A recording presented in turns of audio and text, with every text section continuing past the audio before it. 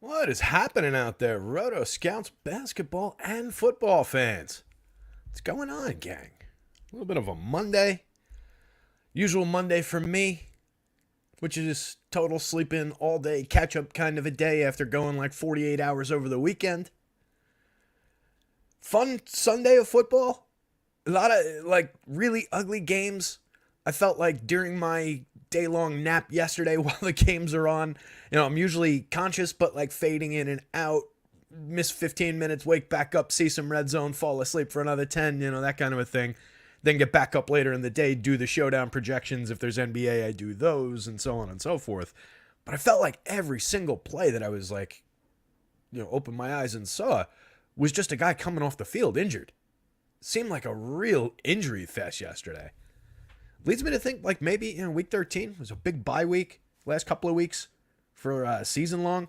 Maybe we just get to a schedule where they start 2 weeks earlier, start in like the end of August with regular season, play through Thanksgiving. You have a big Thanksgiving and then Thanksgiving weekend, and then you're off. Everybody's off for December.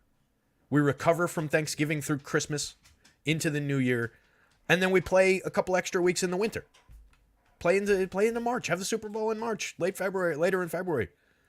Like, let's figure this out. Otherwise, like, you get nonsense like that hit in the night game last night. That's a critical call, and it's football, and the guy's inbounds, and he didn't do anything wrong. He just, like, we got to get that out of the game. So either we're going to touch football, which I'm actually kind of for. I think it would be high flying and fun and exciting, and you could totally do a good version of it. Or like flag or whatever they're doing in the Olympics, or we've got to figure this schedule and injury thing out. Just something I was gnawing on a little bit last night. I was annoyed by all the injuries because especially with some key players for our DFS purposes. I had Ramondre in a fair share of lineups yesterday. That didn't help me. Had an okay day. Clawed everything back with a good performance in the showdown at night last night. Tied for first, 15-way chop first place for the showdown contest on FanDuel last night. So I ended up like doubling up for the day. Nothing crazy, but it was just, it was an okay day that should have been better because I felt like a lot of the stuff we hit on. You know what I really should have done?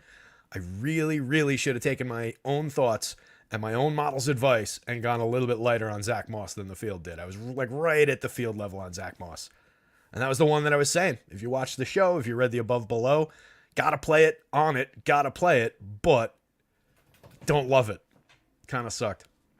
Fanatics here. Fanatics enjoying the layoff. The day off, I assume he means. If you got laid off, you can enjoy that too. But I assume you mean the day off. Bro, there are multiple car accidents every game and players are bigger, stronger than ever before. Injuries are unavoidable. Absolutely. Absolutely. Injuries are unavoidable. But there are things that they can do to mitigate it a little bit where these guys don't have to be worn down quite so much.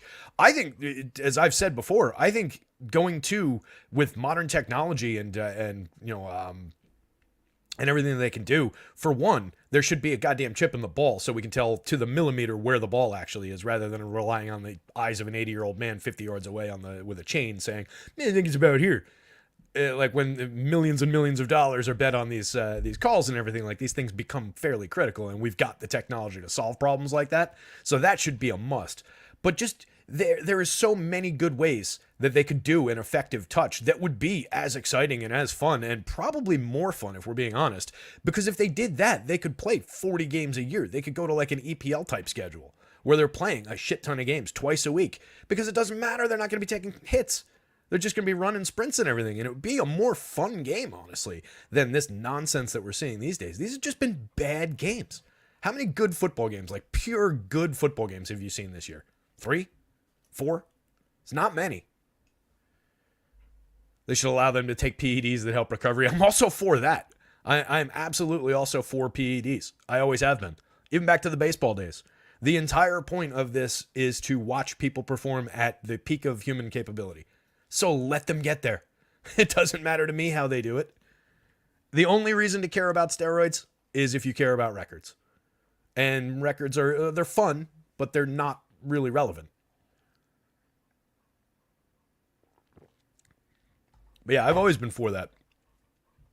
not steroids, but there's the PEDs strictly for recovery that are banned, which is dumb when they put their body through what they do. Yeah, that's an even better point and probably the right way to take that. But I'm all for perform enhancers. I'm all for recovery enhancers, etc., etc. But we are starting up a little late. Let's say hi to Trey. Trey's here. Dennis is here. Dennis is for touch football, but only in the lingerie bowl. Mamba doesn't agree with the take. Injuries are not the result of too many games. I'm not saying they're the result of too many games. I'm saying they're the result of too many games in a row, where these guys need a little bit better recovery time. It's marketing. Marketing for what? I'm here for the get off my lawn rant. Go back to old rules. They protect the offense. Someday you'll come back around to my old man rant about the pitch clock. It's not baseball. Definitely. I'm with you. They're talking about decreasing the pitch clock, too, for when runners are on base. Taking 2 seconds off of it, which is going to really impact a few guys. Aaron Nola being one of them. So let's get into this. I'm curious what you think it's marketing for, though, Mama, because the NFL wants more games. So they're certainly not going to market it the other way. Who else is here? Phil Still's here. Miguel's here. Fanatic, Lone Wolf, everybody. So I think we're going to go NBA first. We'll jam through the NBA. 2-gamer in the NBA. Kind of interesting, though. Both games are in-season tournament games. In-season tournament quarterfinal games. So quarter? Semi? Quarter.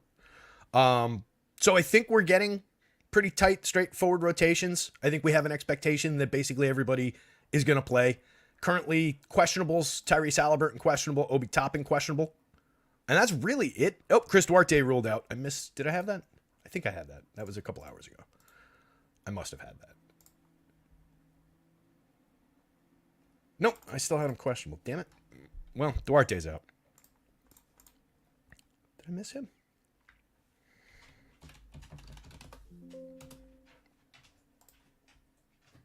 Oh, good. All right. I didn't project him, but I accidentally listed him as questionable on the notes instead of out. Let me just change that real quick. So yeah, really the questionable, the known unknowns technically are Tyrese Halliburton and Obi Toppin. But otherwise, it looks like we've got a pretty good bill of health. Kristaps Porzingis still out. Jalen Smith, Larry Nance, Matt Ryan, Alex Len all still out. But that's been common the last couple of slates. So I think we'll go NBA. We'll jam through this, then we'll talk about some football lineups. 7:30 start for NBA, so we got a little bit of time, and then 8:15 start for the football game. But we do have to keep on moving, because we got to talk about both. And I just stopped the screen share instead of starting it, because I'm dumb. There we go. So good news, everybody came through the Sims. I took a quick glance at it. It looked like everything worked right, which is always a little dicey when I'm trying to put this together real quick before the show and do the Sims like at the last possible minute. Because as I've said, if I screw something up in that DraftKings upload, which is usually where the problems come through, AceMind doesn't like it. But as always, Sim data, courtesy of AceMind. If you haven't been here before, you're looking at DK over here. You're looking at FanDuel over here. And then just player data in the middle here. And then we've got some other stuff hiding over that way that we sometimes take a look at. So sorted by win rates on DraftKings. Real quick, game environments wise, we do have, this is the football file. I got 4 files open and I'm going to click on the wrong one every single time. So bear with me. Boston and Indiana starting us off, 244-point total. Boston favored by 5 on the road in Indy. Seems like Boston is in a pretty prime spot to advance here in the tournament. Indy plays no defense. They're very good on offense, though. That should be a supportable total. And it should be, I don't want to say they're going to keep it close because they're going to give up 1,000,000 points to the Celtics, but I think they hang in the game, and I think they provide some pretty good fantasy scoring from their end. So I like that game environment. And then the other one is even better, 237-point total, maybe a little bit reduced for scoring, but a 3.5-point spread, and just seems more realistically like a competitive game between New Orleans and Sacramento. So that should be a good one. Looking at the board here, we've got a fair mix of guys. At the top, this again is sorted by DraftKings win rates. Right here. Let me get back over to the screen so I can see you guys.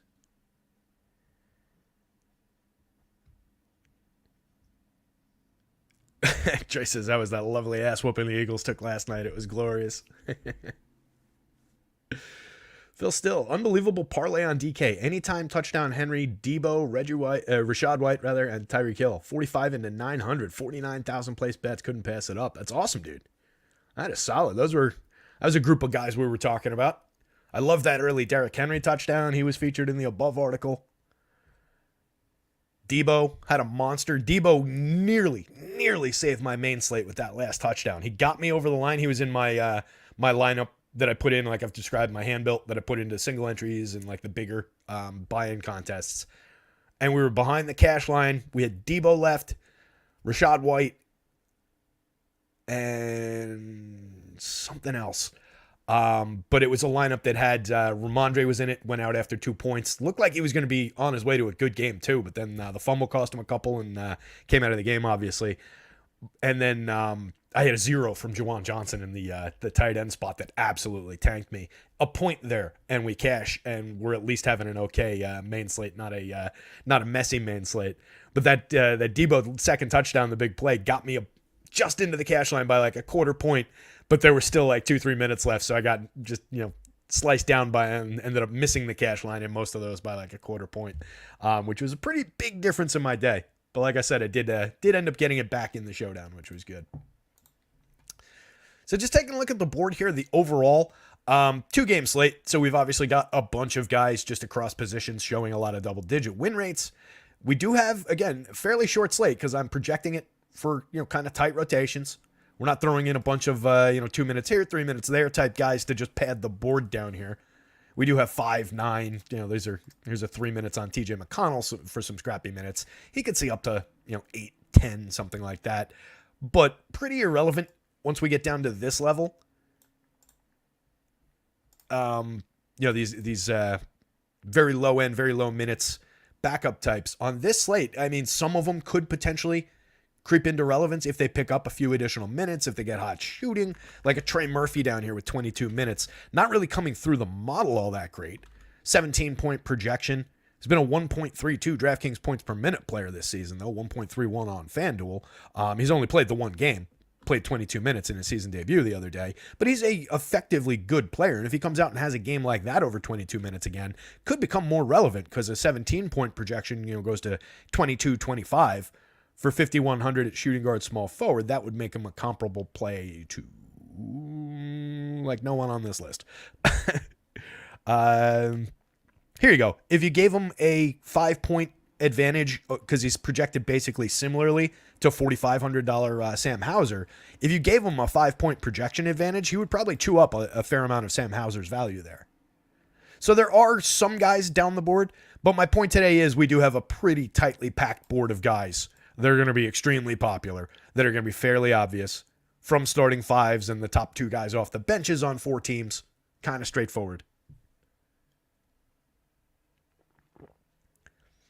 Beatdown wants to go back to no 3-pointers in the NBA. I think you might have a riot on your hands if you tried that one. That would be interesting. Definitely has changed the game. I love reading, I hate love. Or love to hate Phil Mushnick, who I've talked about in the New York Post a lot. And that's one of his things. He hates the 3-point shot. It's like, dude, we're talking about, this is like a 40-year-old argument at this point. Yes, they shoot threes more and more now because the numbers say that is the way to win basketball games. But it's like, this is not basketball. I guess maybe that's what I sound like with football. But I don't know. To me, like, I want fun, exciting football, right? 3-pointers action back and forth in basketball. That's created fun, exciting basketball. For NFL, I just really want, like, pick a lane, like, make a decision. Either we've got a rough, brutal game and people have to tolerate it and people are going to get hurt, but we don't call ticky-tack shit like that unnecessary roughness on the sideline last night.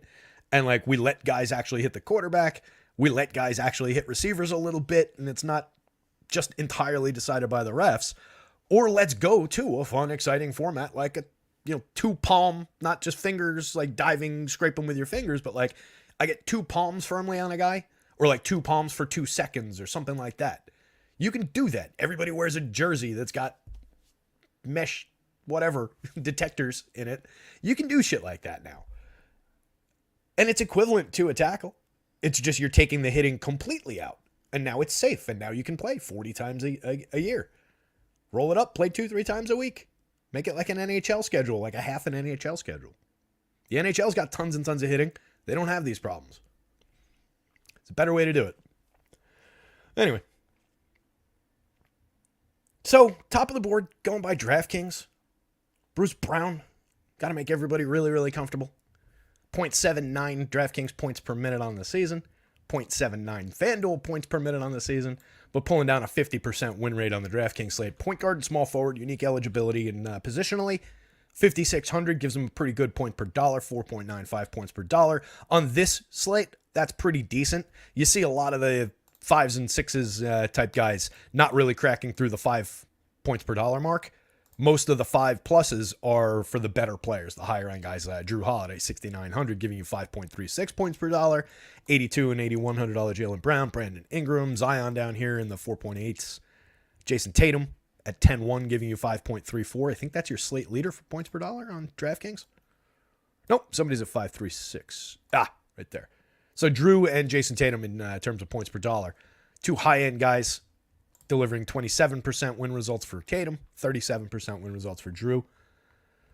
So it's not really a extreme Starsy Scrubsy kind of a slate, right? We don't have anybody really cracking through in the $3,000 range except for once we get down here.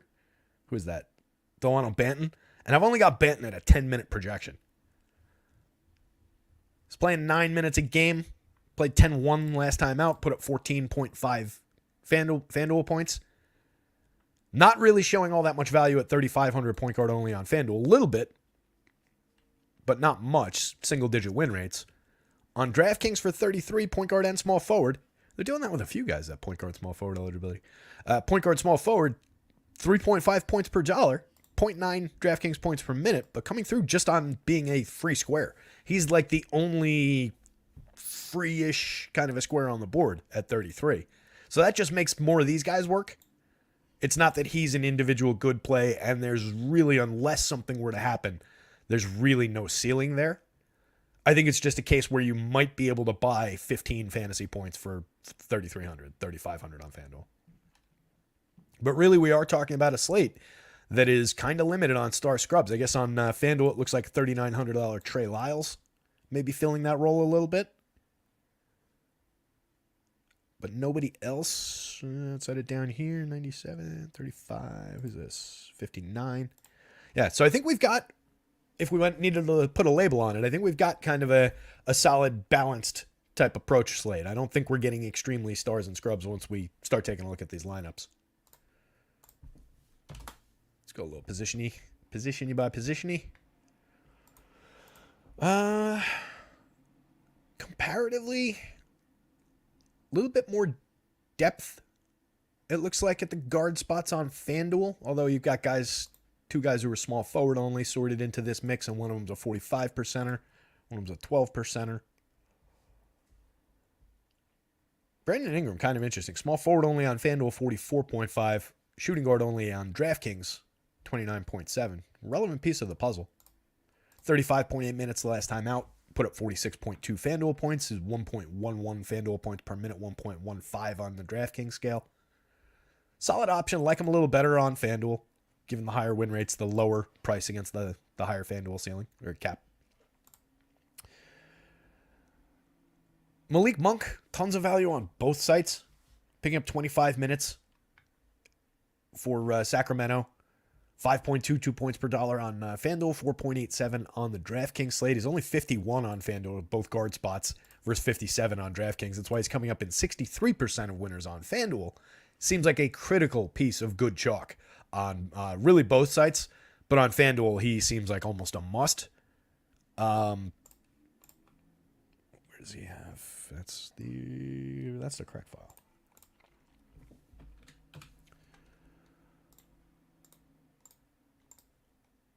Monk has been I've got him right at his season-long per-minute projections today. Which I think I'm comfy with. They're picking up like a possession and a half. So if anything, it could arguably be, like a half a tenth of a point per minute higher. But we're not going to get that silly about it. But I think he's a tremendous piece of value. Putting up, if he has this kind of a game, forget it. 28 minutes, 38.6 FanDuel points. But even if he comes in around that median projection, I think just for the money, he's going to have a pretty successful night. Ben Matherin, 24-minute projection. So you see a lot of 24, 25s, 22s in terms of the minutes. These are our value guys tonight. These guys who come in, play 20 minutes at 4,500, 5,100. Unless something changes going into this slate. So we're going to have some Ben Matherin. He's been a .87 FanDuel point per minute player, .89 on DraftKings, 41% win rate on DK. Basically the same, 40% win rate on FanDuel, shooting guard, small forward on both sites. Very good just in terms of being able to buy a square with an effective player who we know is going to see a good amount of minutes.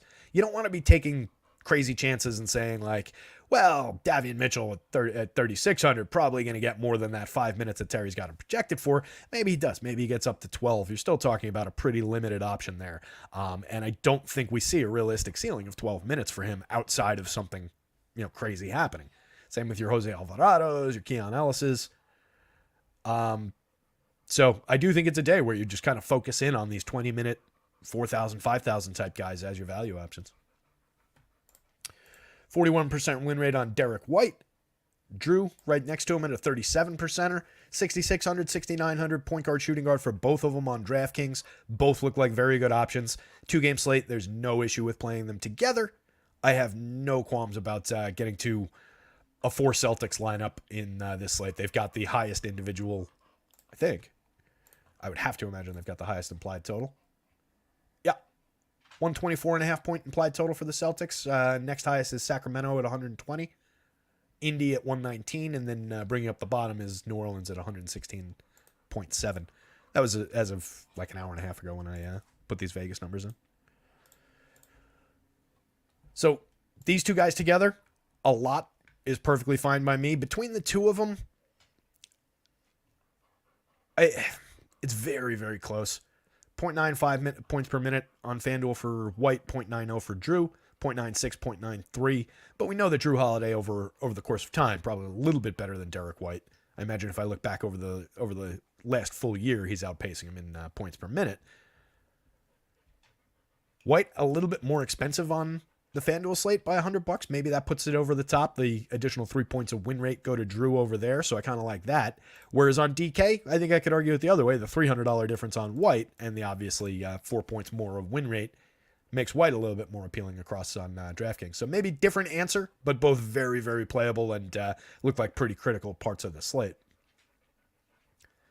Nembhard definitely showing more value on DraftKings. Another guy, 22 minutes, 4,100.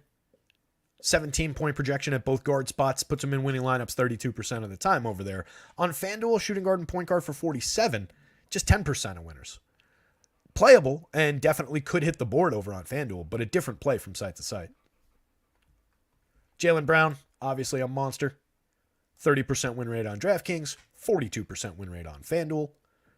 Last time out, 35 minutes, 39.8 FanDuel points, 1.04 per minute on the season, 1.06 on DraftKings. Solid $8,200 option. Probably like the premier guy in that kind of a tier. I think, not in a points per minute sense for what they've done this year, because you can see the next guy down, Brandon Ingram, is outpacing him on both sides for points per minute. But in like a general sense, when I think about the two players, and like you can see it in the pricing a little bit, I still think Jalen's a little bit better than Brandon Ingram. A little bit better. Similar guys, though.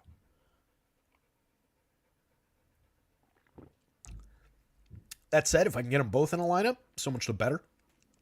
With the positional eligibility, we'll probably get to that. It's just limiting on how many of these $8,000 guys, these and above, can I get into a single lineup, since I don't have a couple of really reliable $3,000 plays to plug in and help me get there. So I think you're probably choosing like 2 from each tier of pricing, something along those lines.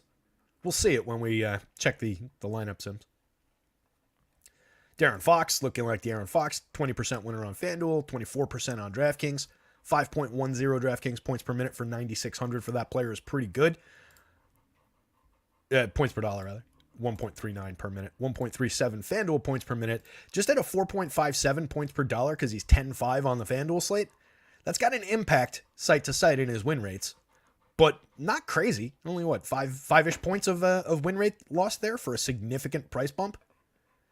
So I don't mind that. I'm happy to get to De'Aaron Fox shares there, and if the field is a little bit low on him because of price, that might be a spot to make a little bit of a stand around a very high-end star caliber player.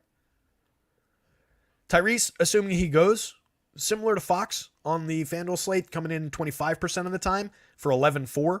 At 10-9 on the DraftKings slate, he's just much more expensive, so we're getting De'Aaron Fox soaking up some of his value, and then some of these guys probably picking up just some of the point guard positions. 11% winner still keeps him very relevant. So on DraftKings, I think he's kind of the, all right, I'm just going to bite the bullet, pay a big salary, and try and pick that player off. That's assuming he's a little bit lower on because of where his salary falls on the DraftKings slate. Buddy, another major difference across sites. 45% winner on FanDuel, just an 11% winner on DraftKings. He's a $6,500 shooting guard small forward on DraftKings, puts him at 4.52 per dollar, 0.98 per minute. On FanDuel, despite being just a 0.94 per minute player, 4.91 points per dollar for 5,700 shooting guard small forward. Makes him pretty interesting. 24 minutes the other night, 16 FanDuel points. You get those games from Buddy Hield. He's a 25-minute average per night. We're giving him a few additional minutes tonight, just in the idea that they're not going to kick minutes down the bench. If we shave this down by, down to his season average, he'll probably drop to, call it a 25% winner on FanDuel, where he would lose a lot of values on DraftKings. Potential inflection point around Buddy. CJ played 8 games this year, 34 minutes a night, giving him that exact number. Is a 1.22 FanDuel points per minute, 1.21 DraftKings points per minute player. I don't love the CJ option, I think, on both sites. 4.2 FanDuel points per dollar on DraftKings, 4.53, but just landing in 9% of winners on DraftKings as an $8,000 point guard. On FanDuel, he does look better, 22% of winners over there. But just, I don't know, if I'm picking one of these higher priced guys that I think might still be a little bit more managed, a little bit not quite able to crush a ceiling score, CJ might kind of fall into that bucket. But I will have plenty of them. Anybody with these, 20+% win rates is definitely going to be in a fair share of lineups. And it's a 2-game slate, so basically everybody's going to be in my lineups. I did mention before, Trey Murphy not really showing anything at 5,600 on FanDuel, a little bit more on DraftKings, but if he grabs a couple additional minutes, could see an uptick, or if he comes out hot, could see a decent score from him. Everybody else down here, not really into. Anybody else down here just kind of needs something to change. All right, Peyton Pritchard is a capable guy if he steps into a couple minutes. TJ McConnell is definitely a capable guy if he steps into minutes. 25 minutes, 37.9 FanDuel points the other night. He's only playing 15 a night. Got him just chopped way down with a healthy Indy. He'll pick up some minutes if something changes in that Indy rotation, though.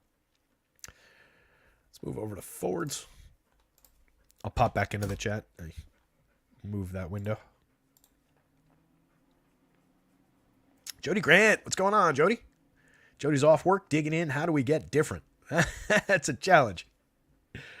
Yeah, getting different is very, very difficult on this slate. 2-gamer, and a lot of straightforwardness. And with basketball doesn't really work the same where, you can't just say, well, that 1% owned 9-hitter, Martin Maldonado, might go out there and hit me a home run at catcher tonight, so I'll take him, and I'll take my 0 if I get my 0. Basketball, those guys don't just, have the opportunity to step in, and you can't play 3 minutes and hit 7 3-pointers. I mean, you can, but it's very, very unlikely. It's a lot less likely than Martin Maldonado hitting a home run. So it does get difficult. The good news is there are still, even with only 2 games and with 30-something viable players. How many players do I actually have projected? We're talking about a night on which we have, God damn it.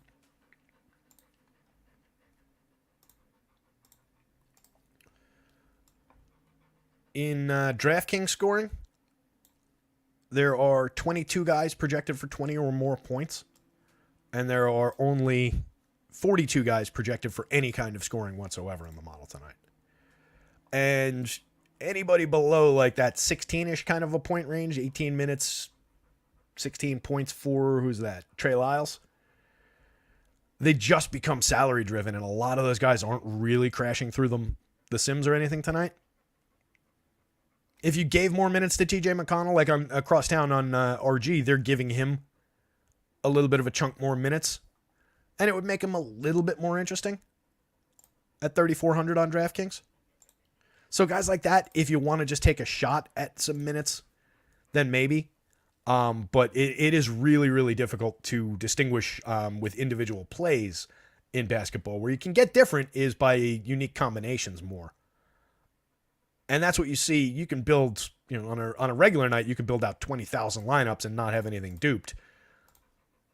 Whereas on a slate like this, there's going to be duplications. So you are looking a little bit to put together unique lineups, but there are still so many unique combinations of these guys that you can get. It's not like a football showdown, like we're going to talk about later, where differentiation is the most critical thing, right? So I think we're still basically going to our top end plays, our top sim results. You don't want to, for basketball, you really don't want to just say, let me grab that. Let me do this.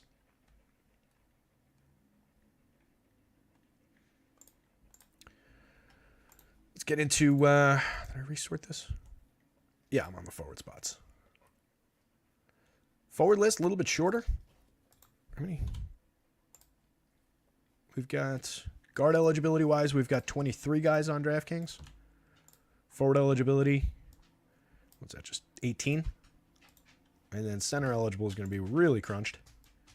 Center eligible guys just 12, and really only a couple of viable ones. What?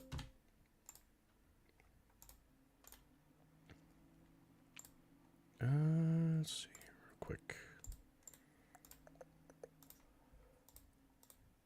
This, bear with me.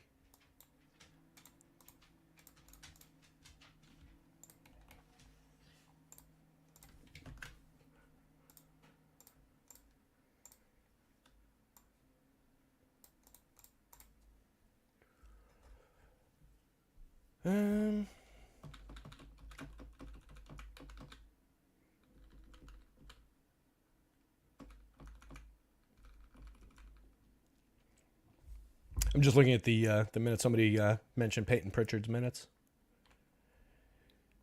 20 and change. Last 5, averaging 20. And I've got him where? 14. I could give him a few additional. It would just be pulling maybe a couple. I can give him 2 of those.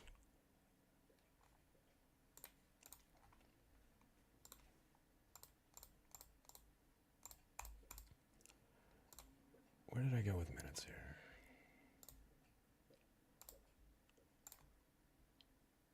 And I could pull some of these, but I think he needs those.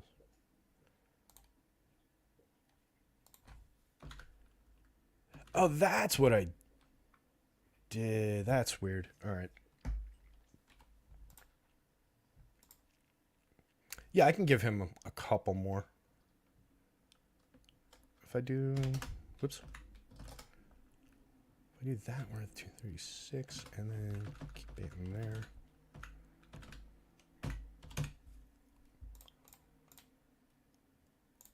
I had I have on-off triggers in the model that allow me to just quickly forklift the guy up, but I accidentally left one on.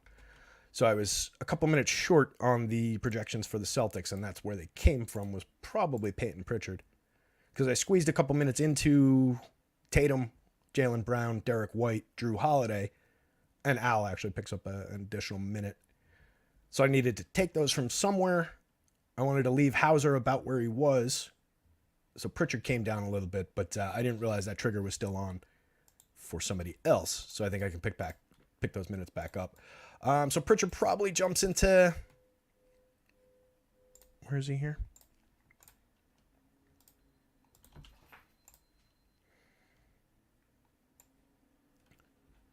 So he becomes like a 15-point projection. Yeah, that's the FanDuel. The DK projection becomes, good note there, whoever pointed that out, like a 16.5 point projection. That would make That would make Pritchard a little bit more valuable there if we do push him up to like 20 minutes. You might see that come through in the next update. I'll get into it and actually put some thought into it after the show. 5:51. We'll have time. Pritchard's playing 20-minute max, says Mamba. He only got more run with KP out. 2 to 3 extra minutes for blowout run. Taking a flyer on O'Shea Brissett if Halley's out in a blowout narrative. Mamba got suckered into putting a lineup in just from listening to the show. So it was Paul C. that pointed out Pritchard playing 22, 23 minutes with Porzingis out. The thing that stands out to me, Mamba, is not necessarily in just those last couple of games, but over the course of the last 10, he's averaging 20.7. You know, going back 4 games, he had played only 13.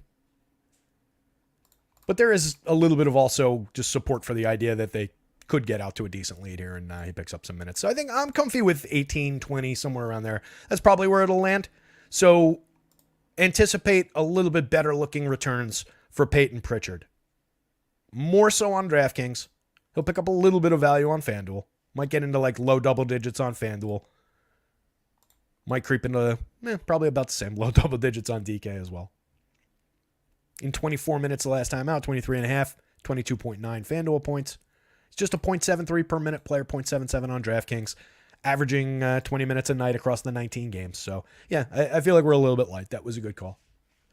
I'm even going to go so far as to grab the old notepad here and jot it down, because my dumbass goldfish memory won't remember. I did already actually change it in the model, though, in the background there. But I want to think it through. All right, let's keep on rolling. We do need to keep an eye on the clock, or we won't be able to build these lineups.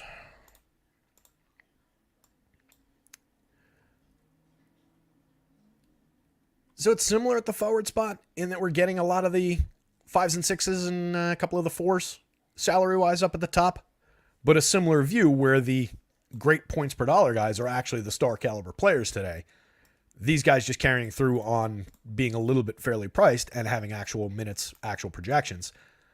At the forward spot, you do have 4 guys with 32-minute, 34-minute type projections up at the top with Bruce Brown, Harrison Barnes, Al Horford, Herb Jones. So there is maybe a little bit more value in going to these guys as your solid mids rather than, the guard guys who were showing similar returns. And ultimately, we're going to need all these guys, right? It's not these guys or those guys.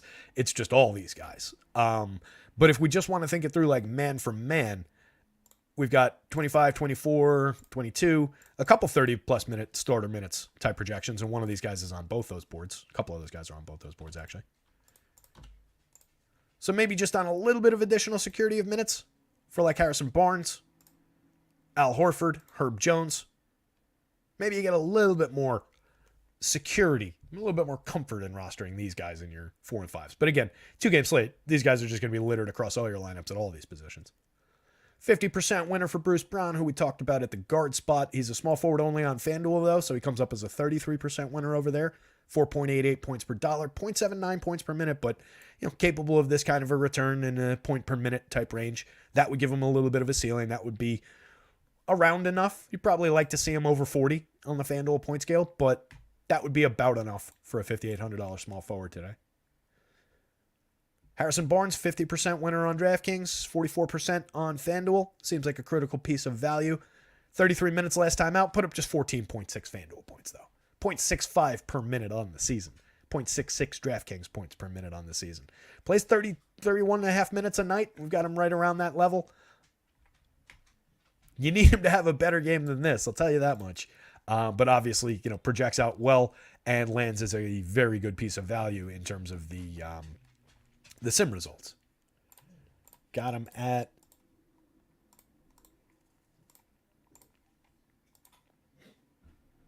where are you, Harry?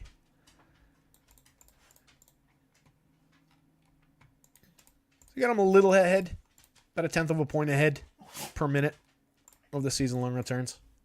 They should be picking up a possession or two. Herb on the other side of that game, 44% winner on FanDuel.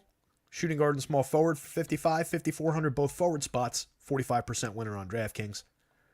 Al Horford, I do think, very playable at either the center or the power forward spot. We'll see how he lands against the center only people on the next tab. But either way, seems like a guy who's going to be in a lot of lineups on DraftKings. 6,200.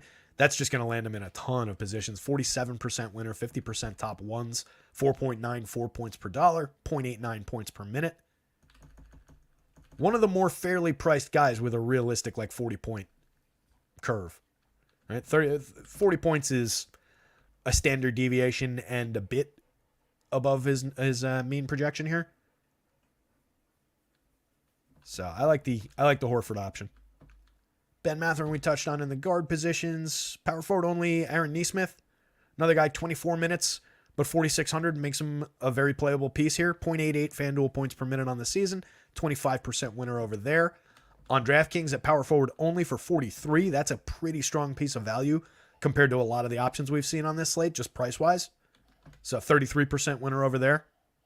Seems like a good salary differentiator. Jalen, Zion, Jason Tatum, plug-and-play star caliber options. Tatum's my favorite out of the group, even though on DraftKings he projects for the lowest win rate. The highest end star at the forward spot on the board. Apologies to Zion. He's got a lot of work to do before he catches up to Jason Tatum in that kind of evaluation. But he is showing a little bit better win rate on the DraftKings slate, 8,700 power forward center. And then Jalen, who we talked about at the guard spot, obviously pulling in a very strong win rate.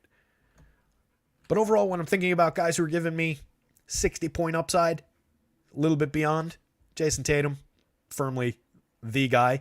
And with a no-defense Pacers team on the other side, we could really see Tatum light this one up tonight. 27.5 minutes the other night, 34.4 FanDuel points. In full minutes, that would have been a regular Tatum performance. On FanDuel, it's kind of clear. Pushing 50% win rate, 47.4% winner. Brown a little bit less. Zion even less than that. For 9,200, Zion at power forward only, 4.55 points per dollar. He might be one of my lower owned guys from the star caliber, from the star tier. He's just a little pricey on that FanDuel slate. I like him a lot better on DraftKings. 4.83 points per dollar, multi-position eligible across center and power forward, and giving me like a 29% win rate. So the win rate's higher on FanDuel. I just don't like the play as much. Obi's an interesting one. He's been playing well of late. 34.8 minutes, 42.4 FanDuel points, 0.88 FanDuel points per minute on the season, 0.87 on the DraftKings slate, 5,300 on FanDuel, 20% winner, 5,200 on DraftKings. Picks up center eligibility over there. Pushes him only a 20% winner over there. I say only, it's like he's losing a percentage point. But a little bit thinner on the DK slate. Assuming he goes, though, I like the option. I've got him at 28 minutes over the last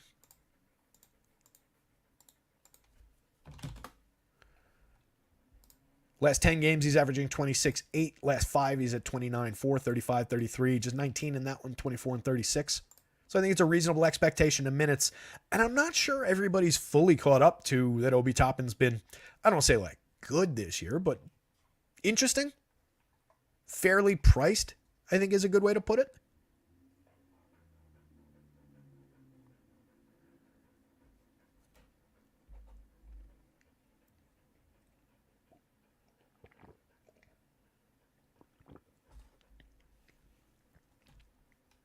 Fox is a lock button. He's playing great right now and incredibly efficient on the court. He is playing great. Nesmith should be getting way more minutes. He's a really good player. Do you mean from the team or in my model, Mamba? I think you mean from the team.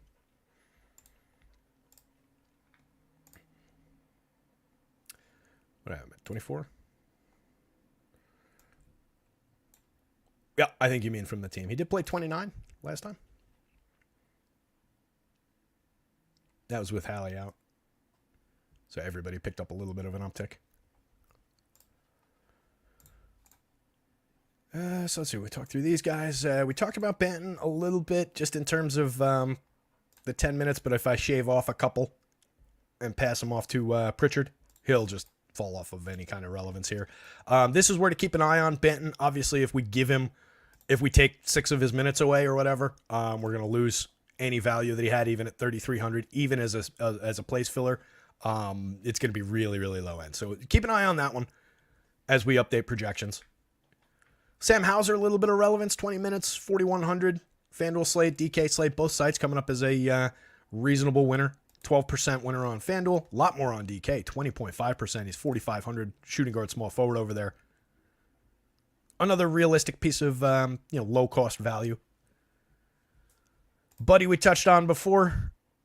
I kind of wish I was playing on DraftKings tonight so that I didn't have to get to some Buddy Hield here. Because again, you get those out of Buddy, but you do get some high end games, and just thinking about the nature of these teams. Does seem like Indy, a lot of young guys, a lot of lower paid guys, maybe putting a little heart into the trying to win this in-season tournament thing. I like the comments from, I think it was Julius Randle the other day, saying like, hey man, listen, $500,000, I don't care what these assholes say. Like, that's a lot of money to me, it's a lot of money to anybody. And then he got into like, but for our guys, down the bench, we really want to win this thing. Apparently they haven't sold a lot of tickets for the finals yet out in Vegas this weekend. But it was funny, the take that I read, it was somebody's tweet with the bracket and everything. It's like, apparently the NBA's dream scenario would be Celtics versus Lakers. Like, no shit. Like, I needed to read your article to tell me that Lakers Celtics would be the NBA's dream in the finals. Come on. But I do think it being Vegas, like whoever gets in there, maybe not this year, but I do think they're onto something where it'll become like a little bit of a December event in Vegas, and people will just buy tickets to just be at the finals and not really care as much who plays. I think this year people are a little bit more like, A, not really aware, and B, a little bit more into like, well, I'd like to see these teams play. But I think they'll be fine tickets-wise. Keegan Murray, a little bit of value on FanDuel, 17% winner on DraftKings at 6,300, power forward only, not showing anything really. Both forward spots on FanDuel, definitely puts him in play over there, despite just being 3.95 points per dollar. That's not great. Obviously capable of this kind of a result, 23.4 minutes, 13.5 FanDuel points, but on the season, 0.85 per minute. Zenkov, Murph, Najee Marshall, Dyson Daniels. You do have more playability in the bottom of the board at the forward spot, but not really any overly appealing guys out after Keegan Murray here with these single-digit win rates, low single-digit win rates. And really on DraftKings, it's even more shallow. The 11% winner on Buddy's probably your last man there. Maybe you get to some Keegan Murray. But a lot of very good, tight win rates up at the top. Let's get into the center spot, then we'll flip over and talk some football. So a very tight center board on DraftKings. Domantas Sabonis, 9,900 on the DraftKings slate, center only, just 7.47% of winners. He's a 33% winner on FanDuel, center and power forward for $200 less than across town. Site to site wise, that's one of our bigger differentiated plays. Love him on FanDuel, just kind of like him, mix him in, luxury item type of a guy on DraftKings, but seems like a critical component of the FanDuel slate, even at 9,700. Which is interesting because price-wise, if we think about where some of the stars were falling in points per dollar, it's really probably just a little positional. Because like Jalen, 4.98, Ingram, 5.10, Tatum, 5.09 in terms of the points per dollar. And then we get down to Sabonis. He's showing up at a similar win rate to those guys at 4.72 points per dollar. So I bet a fair amount of that falls at the center spot because we've got multiple power forwards in this group. That's interesting.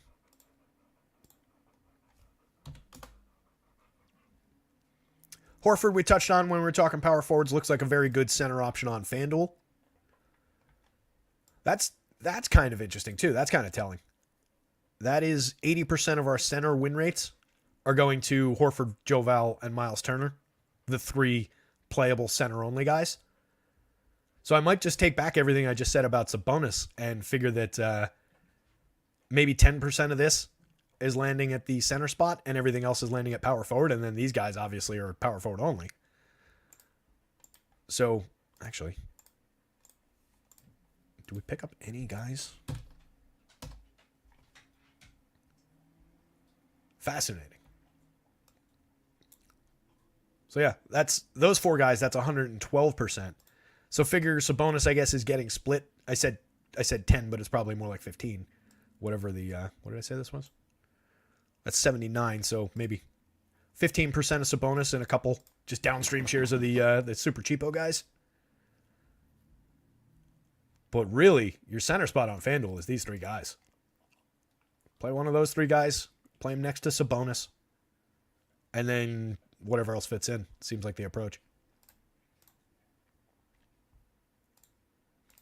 Interesting positionally today. Yes, you smell. You need a bath. Yes. Joker had a encounter with a skunk last night out in the backyard. Didn't get him directly, but I think he like wafted his way through the skunk smell. Not the most pleasant smelling dog right now. Right? Yes. Talking about you. When he was a puppy, when we first moved here, he just went tearing out the back door and chasing after one of the black and white kitties with the big fun tails and got all up in there to like give it a sniff. And it just blasted him like his nose must not have been more than 2 inches from like the little trigger that sets it off for the skunk. So it just took it like right in the face, open mouth. He was like, had his eyes closed and everything. I'm sure it hurt. But that was awful. Took him immediately down to the groomer and they were like, oh my God, he was there for like 4 hours and cleaned him up good. But since then he hasn't really gone after the black and white kitties. He knows to stay away. So a little bit more to do in terms of center on the DraftKings slate, obviously. Horford is a power forward and center. Joe Val, Miles Turner, both showing 30% plus win rates at center only. Zion picking up around 30 across power forward and center.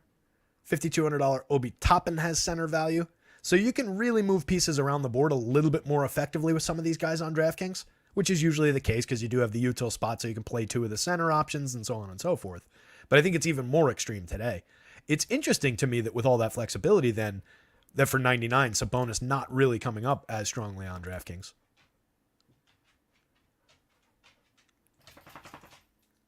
I guess that's probably just a component of these two guys. I'm surprised he's not picking up a little bit more. If you ran it again, he could crack 10.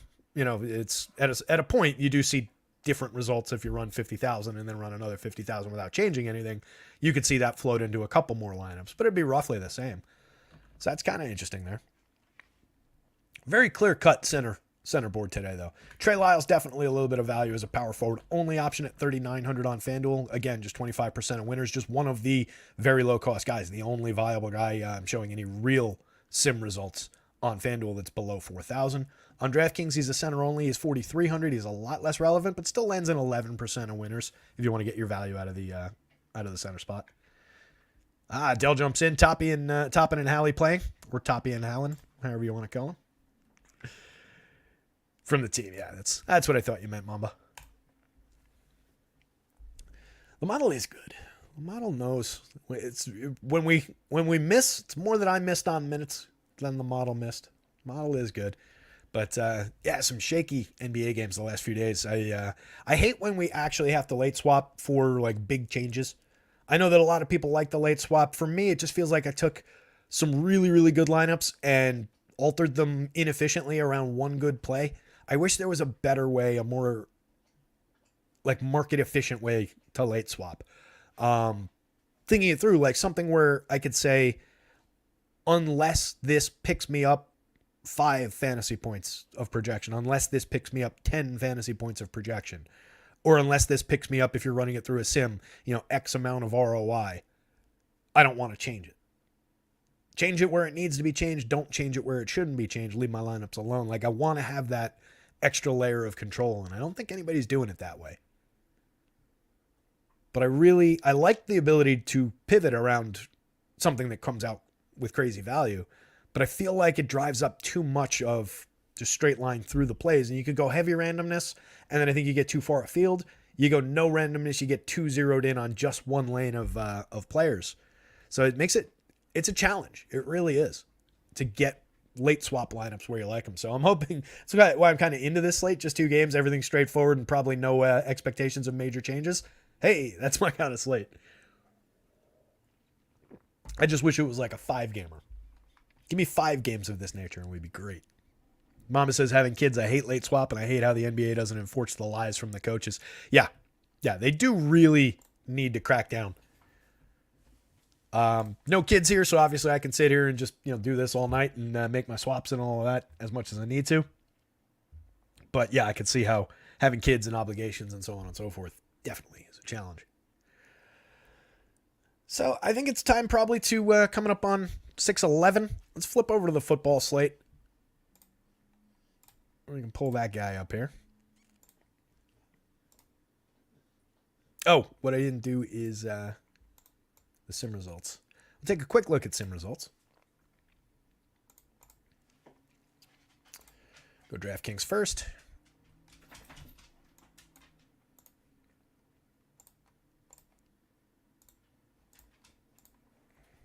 Come on. And let's fix that window.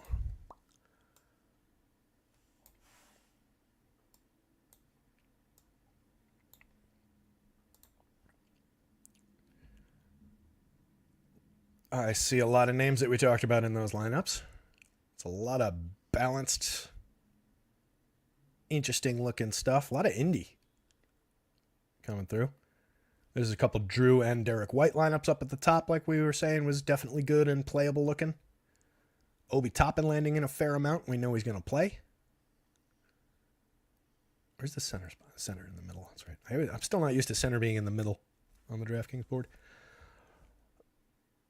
Obi, Joval, Turner, Joval. A lot of Turner, Joval going through there. Horford landing a fair amount at the power forward spot. Kind of as expected. A lot of Turner here. Oops. Turner here. Joval here. Turner here. Herb Jones on that one. Joval Ingram. That center spot is very straight line, basically through those two players, and then you get some scraps of Obi, some scraps of the value guys, or a couple Horfords. But Horford and Obi landing more at the power forward. Looks like a decent amount of spend at point guard and shooting guard, with Drew and Derek White coming through. Both those guys are in like the mid sixes, if I'm remembering. Ingram landing in a few of those. Jalen coming through in a few. More so as we scroll down a little. Tell you what, there's a lot of Derek White and Drew Holiday lineups on here.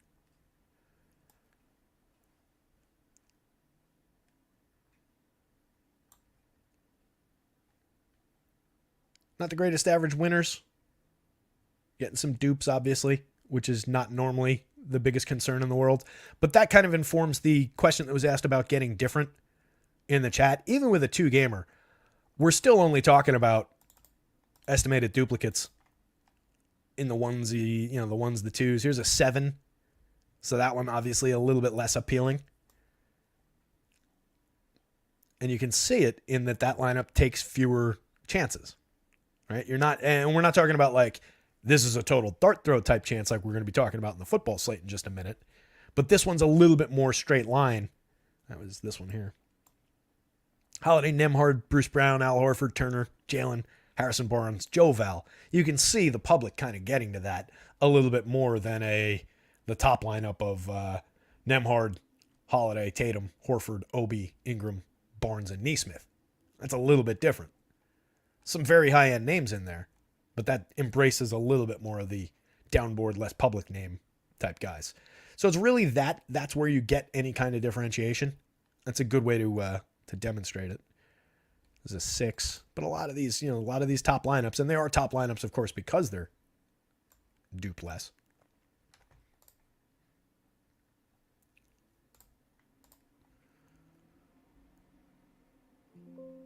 Yeah. You guys aren't seeing this, but I just want to see. So the thing that we want to avoid is, I'm just looking up, what I opened there is the full report, the full returns, that has all 14,400 lineups that this thing built. So there's a lineup, the most duplicated lineups are both 45 times, which is obviously a lot. That cuts the ROI out. The average cash one becomes a dime for the top lineup.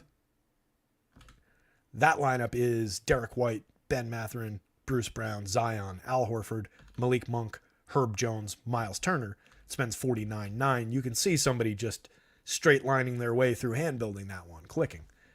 Same story with Derek White, Ben Mathurin, Bruce Brown, Al Horford, Miles Turner, Malik Monk, Zion, Harrison Barnes, also duped that many times. So just avoiding like the direct straight line through, and it really looks like the involved players with that are White, Mathurin together, Brown together, Horford, Miles Turner, Malik Monk. So that's a very, very good core. But outside, differentiate the approach by changing like two of those guys when normally you might change out one of those guys from the quote unquote core. Change two of them. Get a little bit more unique. Don't just straight line it, I think is the most important thing. If you're using sim tools or anything like that, it'll take care of that for you. If you're just going by those top ROI lineups, as we can see on the board here, most of these lineups not really dealing with any kind of duplication problem. That's why they come through with high ROIs. Their win probabilities on these 0.13. And that's where you get a little bit different, I'm sure. No, actually not. So the win probability numbers there, the 0.13% winner is still the 0.13% winner. That's still the highest win rate on the board, even compared to those 45 times duplicated ones, and that one's estimated a half of a dupe. So yes and no to the like, do I need to worry about getting different? You do, but you don't want to worry about getting different by throwing darts at like your downboard Luke Cornett's of the world, Isaiah Jackson's of the world.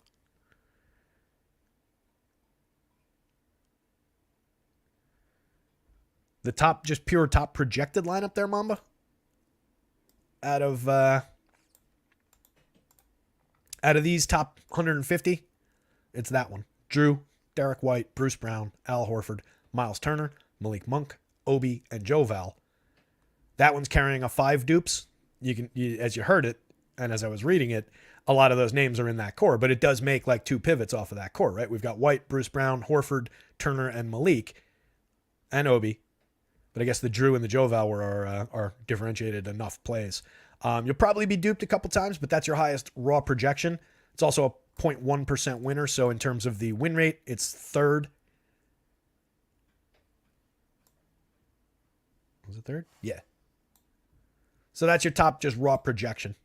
If you want to talk, this doesn't have ceiling on it. I already closed the other file. This also does give you, in the full report, gives you ceiling scores, the highest score that it hit in 50,000 sims and so on. But that was your, quote unquote best overall lineup there. Let's get over to FanDuel. We do still have to fly our way through the football slate. I think we're going to talk about football in a pretty light overarching sense and then just kind of jump into the lineup building. So our FanDuel slate, yes, this is our FanDuel slate. Everybody that we talked about in their obvious places. Let's look at the center spot first. Joe Val, Horford, Joe Val, Horford, Turner, Horford, Joe Val, Horford. So a little bit of Horford at center. Tons of Turner and Joe Val. There's a Sabonis at center. Most of our Sabonis's landing in the power forward. And we're getting a lot of them. So I think that does line up on FanDuel where you book either Joe Val or Turner, or in some cases Horford at your center spot. And like this one, you can play Joe Val, Jason Tatum, Domantas Sabonis, Jaylen Brown, Bruce Brown, Kevin Huerter, Herb Jones, Banton is your crippling factor there. Malik Monk. It's a really good lineup. As usual, FanDuel lineups just on a how do they look better, but you also have a little bit more dupes on the FanDuel board. Not problematically so. I think you can expect to probably, if you've got a chalky kind of a lineup, which is the way to build for NBA, I think there is expectation of dupes tonight. You can see on FanDuel where you're winning an average of less than $100 even with these top lineups. 8-way chop on that one. Was that the one I just read? No, that was a different one. That one's Joe Val, Zion, Barnes, Ingram, Bruce Brown, Kevin Huerter, Jaylen Brown, Malik Monk, Drew Holiday. It's another good lineup. Top projected lineup is your 4 times duped twice in the sim. $35 average winner. There's Joe Val, Tatum, Trey Lyles, who was a good value play on FanDuel, Ingram, Buddy, Jaylen Brown, Kevin Huerter, Drew, and Malik Monk. That's a just pure lineup. No real chances taken in that one. That one makes a lot of sense, but that's also why it's going to be duped a few times. I don't dislike that lineup, though. I would be happy to see that one land in my pool. A lot of commonality of build across these top lineups, though. Drew Holiday, Malik Monk, too. Just filling out every one of these guard spots. Ben Mather and Buddy Hield in a lot of these. Bruce Brown in an absolute ton of them. FanDuel's got a pretty straight line across these top 150. Obviously, one thing goes pear-shaped and everything changes. And that's what you got to kind of hope for. But, yeah, I do think we have a pretty clear-cut construction path for FanDuel, at least. Mama says, done and entered. Good luck, buddy. Go get him. Take that thing down. Even if you're chopping, that's still 100K to first on the DK board. That's another reason the FanDuel payouts are a lot lower, 30K to first on FanDuel today. So if you're chopping 30K 5 ways, or thereabouts, it would be 50K, let's call it, once you add up the other positions, or the other finish points. It's a lot lower value than chopping 150K 5-6 ways. So another reason not to sweat the dupes as much on DraftKings. All right, let's get out of this. Let's get into football. We are at 6:20. Fortunately, it's going to be straightforward, easy builds for this that I'm just going to kind of jam out a few lineups, sim them against the field, and enter them for basketball. NBA NFL Show Dashboard. That's the one I want. All right. Who thinks this is going to be a good game? I think this would have been a good game. There was like one key player on the Cincinnati side who was still available. I think the NFL liked this game a lot in their primetime schedule, and it kind of died on the vine. 10-point spread in Jacksonville's favor, 40-point total. Not that appealing. Probably going to be an ugly game. Maybe Jake Browning keeps him alive for a half. He's got great weapons to work with. Jamar Chase, Joe Mixon, T. Higgins back, Tyler Boyd. There's a lot of quality there. It's just a little bit limited around the quarterback. Browning's going to be facing a defense that's allowed 18 touchdowns through the air. 255 yards a game, 6.7 yards per pass attempt. But on the other side, Trevor Lawrence facing a defense allowing 250 yards a game, 7.6 yards per pass attempt. Only 13 touchdowns, but a 10-yard defensive ADOT. They picked up 28 sacks with a 21.9% pressure rate. They've also picked off 12 passes. Similar returns on the other side defensively. I think that does put both defenses on the board. Showdown slate. We're always playing defenses. We're always looking for them. I think you can get away with Cincinnati's defense. I think the Jacksonville defense is actually like a pretty interesting play. But there's a little bit of expectation for piling up a few sacks. Trevor Lawrence, good as he is, capable of throwing a few picks. 12 touchdown passes, 7 interceptions on the season, 238 yards a game. Are the numbers correct for Browning?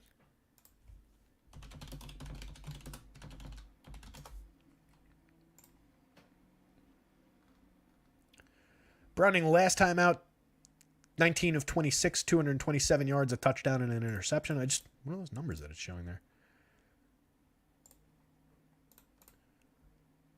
7.5 attempts a game is not correct.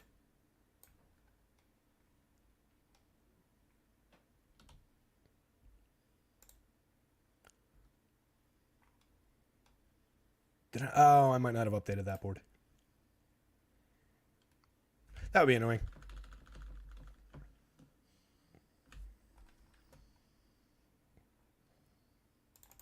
Did I update the totals and not these ones? I think that's what I did. Well, ignore the attempts per game. Regardless, in the last one, Browning was like semi-capable. 19 of 26 at 73% of his passes. Threw a touchdown pass, 227 yards, but also threw an interception. 8.7 yards per pass attempt. Did attempt 4 20-yard passes, 20 yards plus. So if they're going to be throwing the ball down the field a little bit, there's a little bit of viability there. It's just you don't really trust it. kind of a limiting factor on the Jamar Chases and so on of the world. He is cheap, though, for our purposes for Showdown slate. 8,800. He's very popular on DraftKings. 13,000. He's plenty popular on the FanDuel slate. In the captain role, maybe a little bit more limiting, but the price-wise, is very good. So we'll take a look at some of the lineup builds. Separate these by team. In terms of our skill players, we've got excellent options to work with. All right, even with a little bit limiting around the quarterback, there's really nothing that you can do to press Jamar Chase down all that much. He's just too good. So I like the Chase play. It's their depth chart here.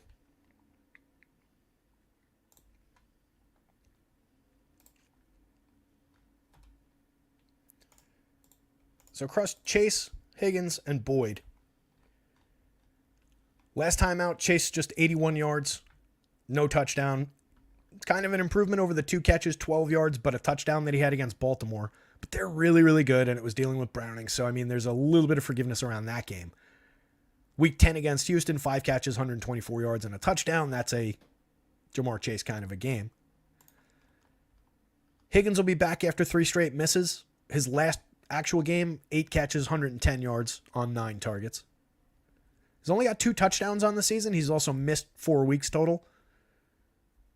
But only 2 touchdowns. They both came back against Baltimore in week 2. 8 catches, 89 yards, and 2 touchdowns. So the week 9 and the week 2 game were really his 2 high points. A couple of clunkers in 3 weeks in between there. 2 catches in each of 3 games against the Rams, Tennessee, and Seattle. 21, 19, and 20 yards. Then they had the bye week. He had an okay game in week 8 against San Francisco. 5 catches for 69 yards. But between being in and out of the lineup and not being overly effective, hasn't been the greatest T. Higgins season in the world. And Tyler Boyd, 3 catches for 20-ish yards the last 2 games on 6 and 5 targets. Had an 8-catch, 117-yard game back in week 10 against Houston. In the games that he and T. Higgins played together, takes a little bit, well, not even. It's difficult to say that he takes a back seat because he out-caught him, he out-targeted him in several of those games. The week 2 game, Higgins saw more targets, had more catches, the 2 touchdowns. Weeks 3 and 4, week 3, Boyd saw 9 targets, caught 5 for 39 yards. Higgins had 8 targets, caught 2 for 21 yards. Then the next week, caught 2 of 4, while Boyd was out there and caught 4 of 7. Little bit, I think, favoring Boyd, but we'll see. You can call them even in terms of the overall split.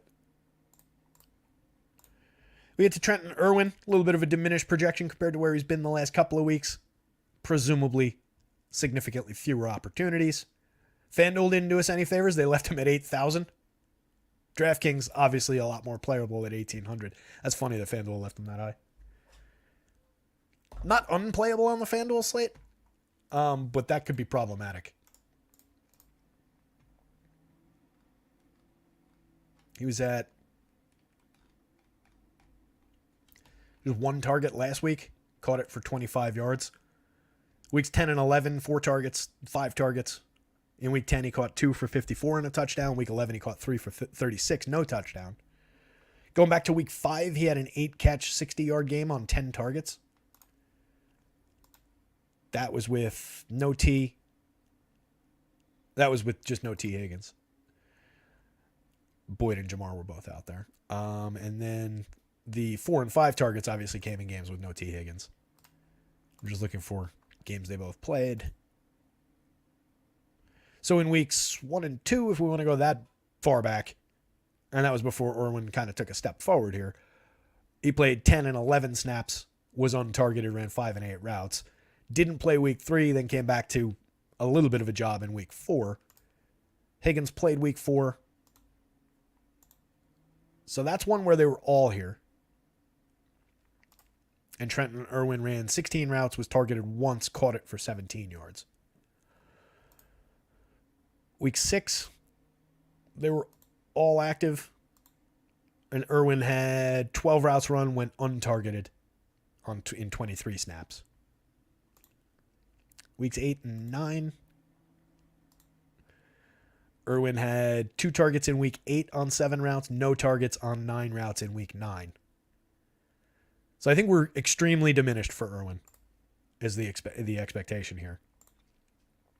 So, playable here.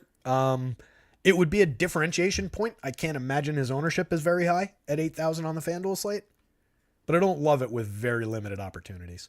For showdown slates, I will play it because very limited opportunities turn into very low-owned touchdowns a fair amount of the time. He's probably a little more interesting than some of like the second tight ends or like the Tank Bigsby's obviously of the world, the Luke Farrells of the world. I think Irwin may be a little bit more interesting. He did have a red zone target week 5. He's had 3 red zone targets over the last 3 games, but none last week because he only had 1 target. Let me just close the NBA dashboard so I don't keep opening it by accident. Too many similar colors, too much of a similar look across those 2 dashboards. At the tight end spot on the Cincinnati side, just trying to zip this up a little bit.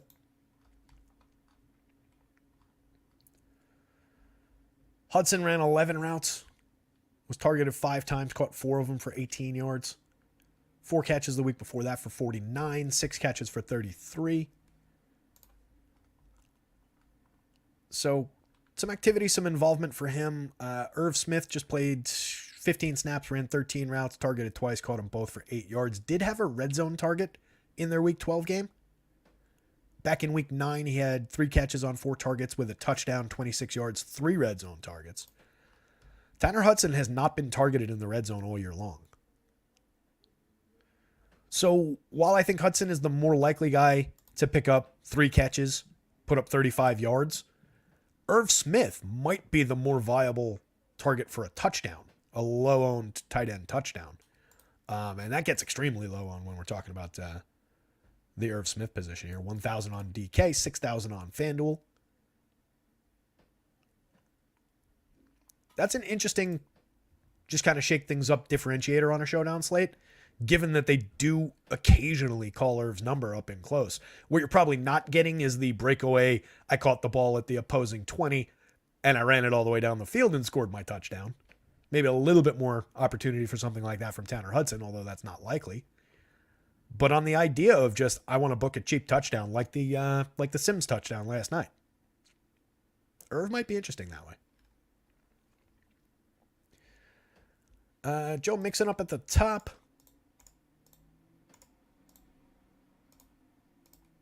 He carried the ball 8 times last week, 16 yards. Caught another 2 passes for 44. Mixon's got plenty of involvement. He's essentially a 20-touch running back most weeks. Call it 15 to 20. But more often than not, trends up toward 20. Touchdowns in 3 straight games, weeks 8, 9, and 10. Didn't score the last 2 weeks. Oh, no, excuse me. He scored a receiving touchdown in week 11. Caught 5 of 5 for 31 yards and a touchdown week 11. Also carried the ball 16 times for 69 yards. So we're dealing with, that was 100 combined yards on 21 touches with a touchdown against a very good Ravens defense at Baltimore that game. No 100-yard rushing games from Mixon this season, but a couple, is it just one? Some quick math. 2. I think 2 combined 100-yard games, just adding it up real quickly across these columns.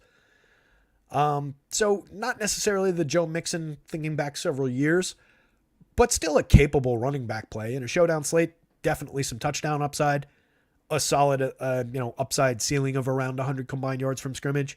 In a PPR sense, you can expect 3 to 5 catches. So I think Mixon, definitely an interesting option. Down the board from him, Trevion Williams, 7 snaps with the offense last week. Didn't carry the ball, ran 6 routes, was untargeted the entire time. Carried the ball twice for 20 yards on 17 snaps against Baltimore in week 11. Had 3 carries back in week 9. Extremely, extremely, extremely limited. Probably not one to really play that much. 1.5. Probably stays in the pool. Probably lands in some sims. But I don't love the extremely limited touches that they're offering him. Chase Brown, 4 straight DNPs, came back, played 11 snaps on special teams last week. Didn't play a snap with the offense. Should probably come out of the player pool. He's picking up 1.3 on DraftKings. I don't love that. I'm gonna lower that for you on DraftKings so you don't accidentally get him. Basically, anybody below a fantasy point, I leave out of the pool, and I tell everything, don't give me anybody below a fantasy point. But 1 point usually gets you into the pool on showdown slates. Tons and tons of skill and a little bit more reliability given the good quarterback play. Also going up against a terrible Cincinnati defense here. 5 yards per rush attempt, 7.6 yards per pass attempt for Cincinnati. That ranks 31st and 32nd in the league coming into this week. So there's major opportunity for scoring for the Jags.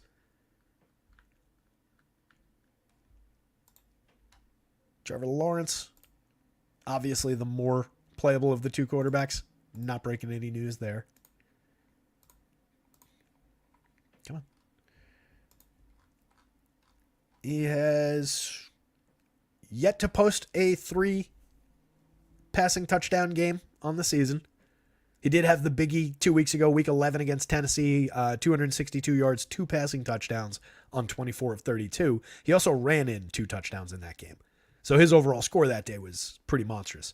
Calvin Ridley caught both of those touchdowns. So he and Calvin had a day, and then he had a bigger day individually. Ran one in last week as well. Threw for 364 yards on 23 of 38 against Houston. The yardage was great. The touchdowns were a little bit limited. 1 passing touchdown, 1 rushing touchdown. Just 2 carries. Threw an interception in that game. Just 1 multi-interception game on the season. That same game, he had no touchdown passes. He also had a 0 touchdown pass game back in week 2 against Kansas City. Overall, though, he's thrown for, let's call it more than 290 yards to get that one in there. So 1, 2, 3 times over 290 yards. Another couple of games in the 260, 270 range. Plenty of opportunity to stack up fantasy points in this one. Travis Etienne, technically questionable, dealing with some ribs, but expected to play. 20 carries, 56 yards, another 4 catches for 30 more in his last game. 14 carries, 52 yards, 3 catches. Game before that. Hasn't been in the end zone in the last 3 games. Going back to before the bye, he had a receiving touchdown. Ran the ball 24 times for 79 yards, caught 3 passes for another 70 and a touchdown. That was against Pittsburgh at Pittsburgh in week 8. Volume is there. We're talking about a 20-plus touch running back most weeks. 22, 24. Last time out was 24 touches, 26 potential touches. Tons and tons of volume for Travis Etienne. He'll be popular, 10-2, 16,000 in the captain role on, that's 10-2 on DraftKings, 16,000 on FanDuel. It's my own hide. Whatever. Just do the math. He's really expensive on FanDuel. Is that the most expensive? Yeah. Travis Etienne, the most expensive overall player on the FanDuel slate. Kind of interesting that he's more expensive than Trevor Lawrence. Ridley's a good buy, 9,200 on the DraftKings slate, 12.5 on FanDuel. Plenty of potential scoring from him. I like Christian Kirk, Zay Jones as downboard receivers. Ridley, 5 catches for 89 and a touchdown last game. 7 catches, 103, and 2 touchdowns the game before that. A little bit of emergence from Calvin Ridley finally into the season. He was a lot more limited through most of the first 8 weeks of their year. First 9 games because he had a clunker against San Francisco in week 10. Caught just 2 of 3 for 20 yards. But some better games from Calvin Ridley and obviously tons of talent. The clear first read option in that offense. Christian Kirk, 4 catches, 89 yards last time on 7 targets. Had a 6-target game the week before that and an 11-target game back against San Francisco. Caught 6 of those for 104 yards. Premium option. Zay, in and out of the lineup, missed 5 straight games, had a bye week in there, 4 games and a bye week. Came back 4 catches for 20 yards against Tennessee in week 11 on 4 targets. Caught just 1 of 3 for 10 yards against Houston in the week 12 game. Kind of a messy one there. Back in week 1, 5 catches, 55 yards and a touchdown. Week 5, 3 catches, 23 yards and a touchdown. They've looked his direction in the red zone every game that he's played this season except for the most recent one. So the idea of a potential touchdown out of Zay Jones. Keeps him on the board. In this territory at 5,200, 8,000, it's a pretty decent buy. That's not nearly as expensive as the other receivers on the board. So I like the Zay Jones play, actually. Timmy Jones landing sub 1 in our projections here. Probably just comes out of the player pool. 5 snaps with the offense last week. 2 routes run, no targets. Hasn't been targeted since week 10, where he drew 2. I don't think we go Tim Jones's direction. Evan Engram at the top of the tight end board. 5 catches, 49 yards on 8 targets last time. Ran 32 routes, 4 catches on 6, 4 on 7. Has yet to score a touchdown this year. Could this be the week? Are we calling the Evan Engram touchdown? I think I am. I think I'm saying Evan Engram gets in the end zone this week. I don't know why. Just because it was there. But obviously a highly targeted tight end with reasonable returns. Not the greatest yards per target numbers in the world, but a very capable guy. Targeted in the red zone 4 times in the last 4 games. Once each of the last 2 weeks, twice going back to week 8, bye week in the middle. Was not targeted in the red zone, but had 7 targets against San Francisco, just 4 catches, 12 yards. Definitely capable of giving us a clunker performance. But I like the option, and let's just pretend like he's going to get in the end zone this week. Kickers are in play for sure. Brandon McManus has been very good this season. In terms of the downboard options, like Ernest Johnson, little involvement for him recently. 7 carries for 19 in the last game. Had a catch for 42 yards. Also had a catch for 34 yards the week before that. So 2 big plays there in the receiving game. 7 carries for 20 the week before in week 11. So reasonably expecting 8-ish touches, but some big playability. If he breaks one, probably still has to get it into the end zone, which he hasn't done. But with that big play upside, that if that 34-yarder or that 42-yard catch, let's say that turns into 30 and a touchdown on that catch. That's monstrous. Travis Etienne officially available. 643. We're definitely punching out by 7 because I got to get NBA lineups built. And then the tight end spot, Luke Farrell dealing with a toe, limited practices, blah, blah, blah. He did have 3 catches, 55 yards on 5 targets last time out. 2 catches, 21 yards, 2 targets in week 11. Had 1 red zone target in that 3-catch, 55-yard game. Played 30 snaps with the offense, 28 snaps the week before.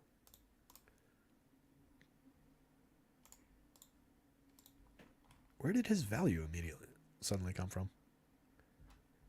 Did he pick up snaps from Brenton Strange? Is that what's going on here? Strange played 23 snaps, 27 snaps. Farrell played 28 and 30. Are they just running a little bit more 12 personnel? And getting these guys on the field a little bit more? I'm trying to figure... Well, actually, no. It was just a week 10 downturn. Yeah, it's about the same.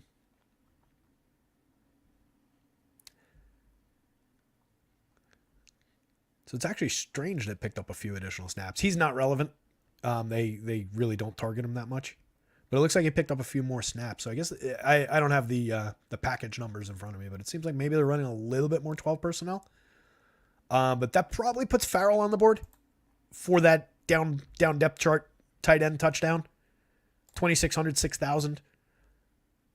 He's not the extreme value play that some other guys are. But I think this is correct for Brenton Strange, not expecting a touchdown or a target or anything like that. Timmy Jones down the board, not overly viable. And then Tank Bigsby, I think we just go Durnest as our backup runner shares there. 1 carry for 6 last game. Did have 9 carries for 21 in week 11. 10 snaps with the offense, 9 carries. In that game, Durnest had 17 snaps with the offense, 7 carries. I don't really see any expectation of,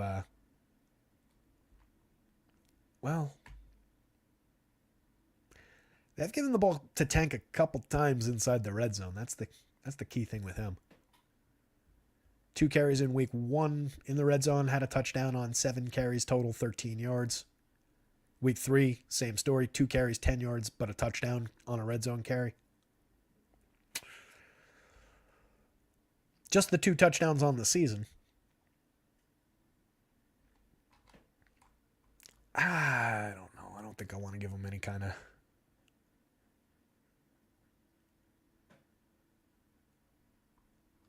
I think something has to probably happen here for him to get any kind of actual relevance. Maybe you leave him in the player pool as a total dart throw. My concern there becomes, and he is carrying on DraftKings anyway, enough of a projection to stay in my pool. I would have to give him another quarter point on FanDuel.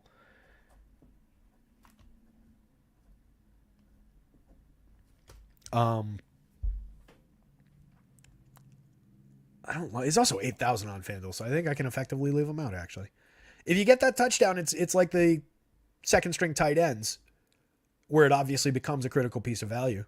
But like Sims is a good example from that last night's game. He did catch that touchdown, but did not, I don't think, end up in the lineups that won, at least on FanDuel. Maybe he did on DK.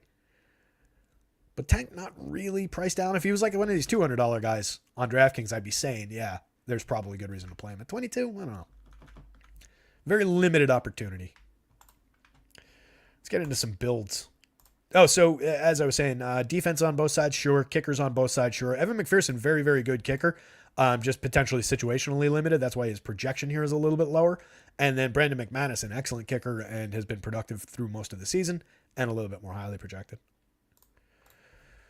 Some DK builds. We got 13 minutes here. Let's do a couple. So let's just see what a Trevor Lawrence lineup looks like. We'll give him Calvin to work with. We'll take let's take Joe Mixon for a little security from the Cincy side. So with those 3 off the top, that leaves me at 58. Perfectly fine. I'll take my Evan Ingram touchdown to go with my Trevor Lawrence captain play. I'll take Evan McPherson to go with the Mixon play. 68.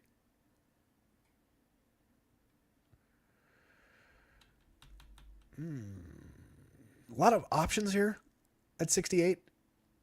Like grabbing Zay Jones, Tyler Boyd, the Jags defense. 48. I mean, obviously we're leaving money on the table. There's just, if I went a little bit lighter, I could get to some other options.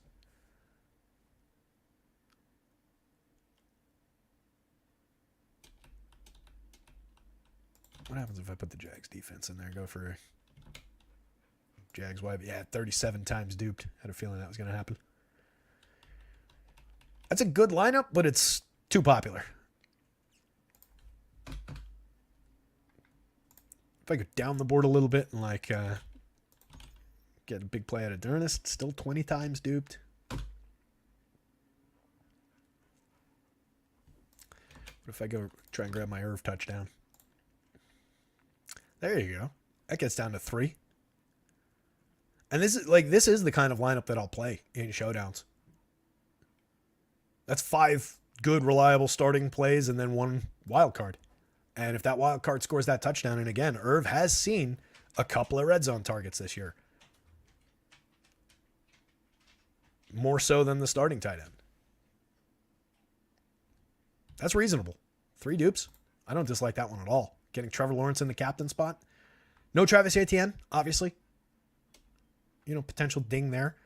If I wanted to do that instead, that's only 4 times duped. Obviously no Ridley, but Etienne has enough volume in the passing game. He could chew up all their touchdowns. That one's totally viable as well. Plenty of money to spend also to continue to make changes.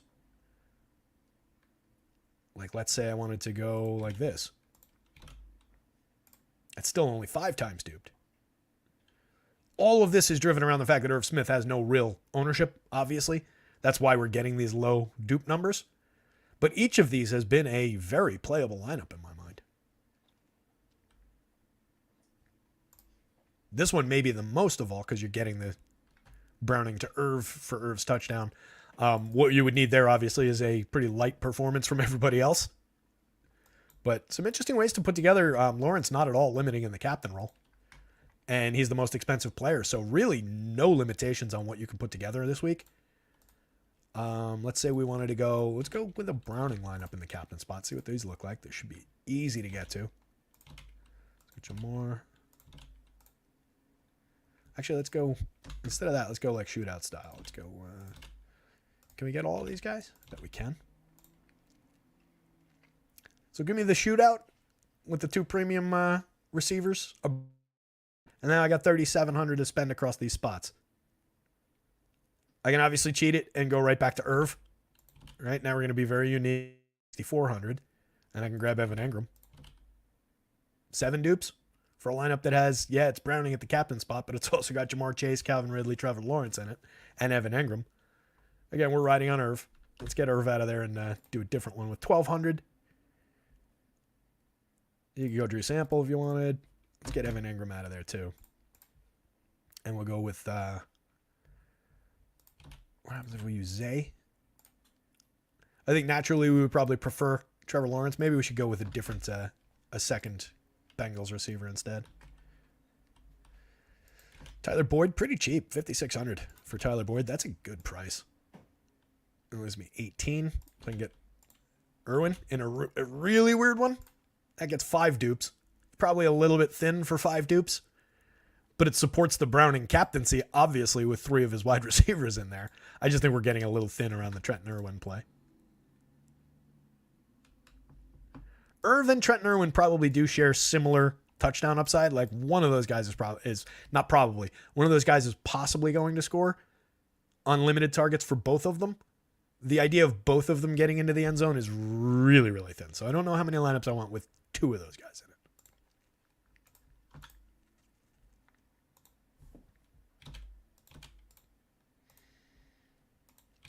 If you want to reverse the model here, you can see what happens with the spend. We're already with 1 spot open. If you move Lawrence in and Browning out, you're at negative 4,400 for that spot. So that obviously doesn't work. So that was all riding on Browning being in the captain role to get to this multi. Whoop. Did I have Lawrence in there twice? Maybe that's why it was. Never mind. 3,200 per spot with 2 spots open. I'm dumb. So that is playable. Glad I caught that. But if we wanted to go like, becomes 1,200. You can still get to Irv. So there's ways to go there. And then let's go like I always like the skill players in the lead spots.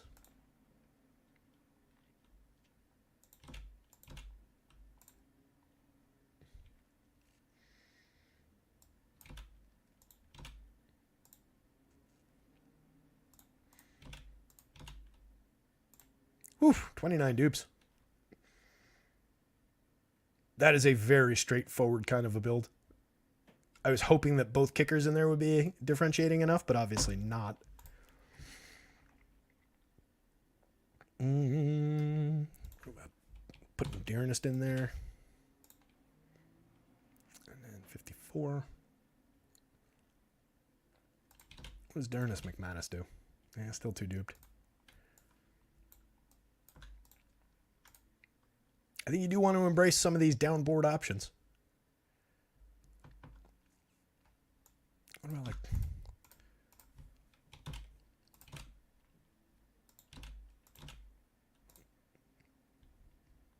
Just get into like a skillsy kind of build.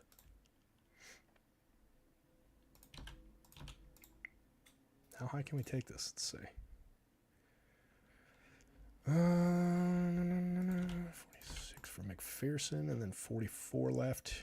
Gives me Durnest. It's a weird one. No quarterbacks, all skill players. And a kicker. You got to kind of ride like 1 pass touchdown on both sides. Good game for Etienne. Can I get Mixon? Let me grab Mixon instead of T. Higgins. It makes it more interesting. It gets duped up a little bit more. But like we're keeping the ball on the ground for the most part, kicker.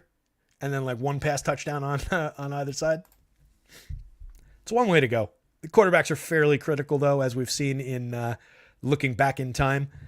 more often than not on DraftKings, you want to have a quarterback. When they're priced like this, you can play them absolutely in the captain spot, but you almost definitely want to have a quarterback in your flex spots at the very least. So while that build is fun to build, it's not necessarily the most successful, but it was relatively viable. Especially with one, like, not dead spot at quarterback, but with one quarterback that we're really not expecting a ton from. I think you can lean into a little bit of skillsy type builds over there that way. Maybe it makes it interesting. FanDuel, going to be more straightforward. Hopefully the pricing is at least challenging. Probably will be. I mean, Irwin is at 8. Irv is at 6. So it'll probably be a little more challenging. Let's see. We'll start with the obvious. We'll go Lawrence, Ridley. Kind of start the same way we started that other one. 97, huh? Okay.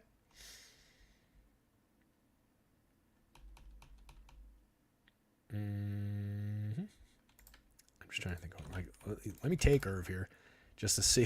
Now I got 13-5, so I go like, let's see. We've already got these guys. You can't get those guys, but you can get Christian Kirk in there. 10 dupes. It's playable. That would be in my field. One had a nice 5-figure night with a lineup that was duped 15 times on FanDuel last night, so this would obviously be playable. What can we do without Irvin there, though? At 97 per spot. If I want to go Zay. Now I get back to 11-5, so I can go Zay and Christian Kirk. So you can go Trevor Lawrence, Calvin Ridley, Zay Jones, Christian Kirk. Obviously, we're duped a lot here at 47. So what can we do about this spot then to make this different? 13-5. If you just put Jake Browning in there on his own, he gets down to 82. That's obviously not ideal, though.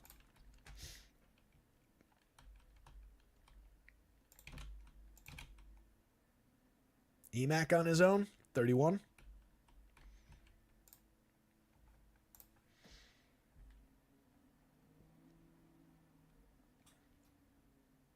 Mama just catching up to your comments there. So Mama's saying this game should not be a blowout if Browning just throws the ball quick. That'd be nice. Anything to keep Jacksonville competitive, obviously be good. Mom also says people underestimating the importance of T. Higgins being back. It's just, I mean, you just have that limiting factor around the quarterback that you just mentioned there. But if Browning has a game like he did last week, that's a capable enough performance, especially working with these receivers. So yeah, to your point, as long as he's getting the ball out, it boils down to the receivers getting open enough where he'll have time and the line keeping him upright enough for him to be able to find those guys, which you could say about any quarterback in any game. But yeah, there's a little bit of the idea that Cincinnati hangs in this one. It's just, I don't want to be that optimistic about a primetime game with how bad they've been this season. Not that any other game informs this one and what actually happens, but yeah.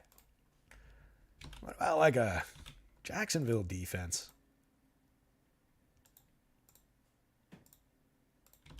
Travis Etienne, Trevor Lawrence, Evan Ingram. So you can do that and still have 10-5. And T. Higgins. Let's dupe 9 times. Jags defense captain. I don't think that's necessarily bad. It's a playable lineup.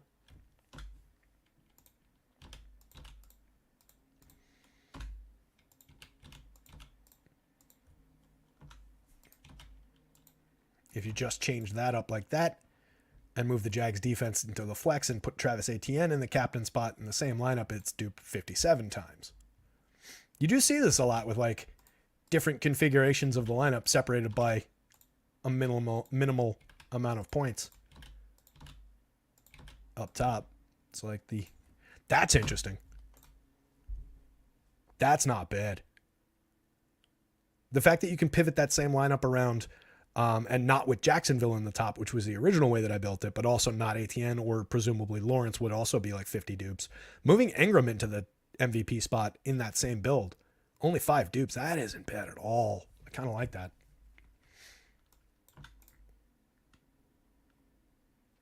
Mamba says, thanks. Just got my FanDuel lineup. See you at the top, buddy. I might play that one too. Let's go with like a mix-in captain. We'll give a little love to the Cincinnati side hanging in. We can't get the quarterbacks into that one, though. All right, let me change that idea. Let me give a little love to Cincinnati, like I said. Go Chase captain. I want to see if I can, what I can do with quarterbacks in, because I haven't used the quarterbacks. Both QBs in. Leaves me 87 per spot. We're fine. You can go like 85 at Tyler Boyd. You can go to T for 10-5. That's kind of interesting. Chase and T with Browning in there. Trevor Lawrence in there on his own. Leaves me 7. Can I get Durnest in there? No, 85. I can get Irv, obviously. Do I have 7? Okay, this becomes a little bit more of a limited build, right? Because we don't have great options to pair with Trevor Lawrence for 7,000. You'd have to go to like that Luke Farrell touchdown play. Even Tank Bigsby doesn't fit into that. Can't get either kicker. Can't get the defense. You don't necessarily have to pair something with Trevor Lawrence. He could just stand in there on his own anyway. And then you could take, I don't know, I'd probably just plug Irv into that, honestly. That's interesting, though, that this one gets jammed up a little bit.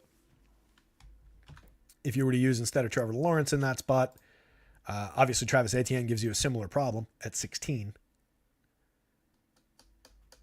But if you were to just use Calvin in that spot at 12.5, you got plenty to spend now, 9,000 left.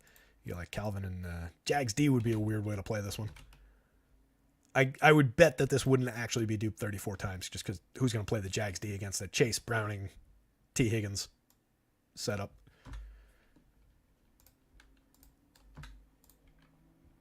What you would need there, obviously, is like multiple sacks, an interception, and hopefully a defensive touchdown to support that idea. Gets a little thin. But you could go like Calvin and Zay without Lawrence. Gives you 16. Ingram I can't afford here, but I can if I take T out and if I just turn T into Tyler Boyd. Give me 22. But you do get jammed up a little bit on dupes if you go just straight line through like the obvious names, which probably was obvious. 703. I did not get out by 7. I'm going to build one more here. We did a Jacksonville captain. Give me the ground game. Oops. No. All right, let's keep those guys.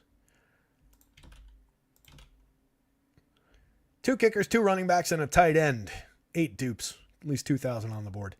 Probably not the way this game script is going to go, but kind of viable if your touchdowns are concentrated there. And it's a limited passing game on Cincinnati's side, and Trevor Lawrence throws just like 1 touchdown pass, and it happens to go to Ingram. I could see this succeeding. You could take out McPherson, leave McManus in with those guys, and then you've got 11, and you could do like you could jam T. Higgins into that if you wanted to, and just go no quarterback style, or we were no quarterback style, but you lean a little bit more into that Cincinnati side. You could go Zay, and just say that like it's not going to be a Lawrence and Calvin day. Maybe it's a Lawrence connects with Ingram on the touchdown and Zay racks up 70 yards on a few catches. Calvin doesn't have a day. It drives through the kicker, Ingram, and Travis Etienne, and then Joe Mixon has a day for Cincinnati on the other side. It's not bad for a 7 dupe lineup. That would be playable. That would be in my pool. But again, as with the other site, you do frequently want to have the quarterbacks in these lineups. They are the most consistent, highly scoring players. Greg Biancone checking in, sending some good mojo. Yes, buddy. I got 25 minutes to get some NBA lineups built. I need that good mojo. Y'all think Chase is a lock tonight, says Jimmy James. I think he's a critical play. Mamba says, I do, Jimmy James. I think people are really underestimating T. Higgins. He's not arguably a number 1. He is 1A and just as good as Chase. I'll say he's 1A. I don't know if I'll say he's as good as Chase, but he is very, very good. Those guys are a clear-cut 1-1A situation when both are fully healthy. Also do just need a good quarterback to throw them the ball, though. With that, guys, I am going to punch out 7:05, 25 minutes to NBA lock. A little bit longer than that to the football lock, but we got a lot of work to do in the next little bit. So good luck out there. Somebody go win something in both of these contests. I want to see multiple winners, both sports, both sites. Let's take this thing down tonight. Good luck out there, gang. We'll be back tomorrow. Basketball tomorrow. Usual time, probably 4 o'clock show. I will see you there. Hit the like, the subscribe, all that good stuff. Follow at Roto Scouts. Jump into the Discord if you're not in there. Adios.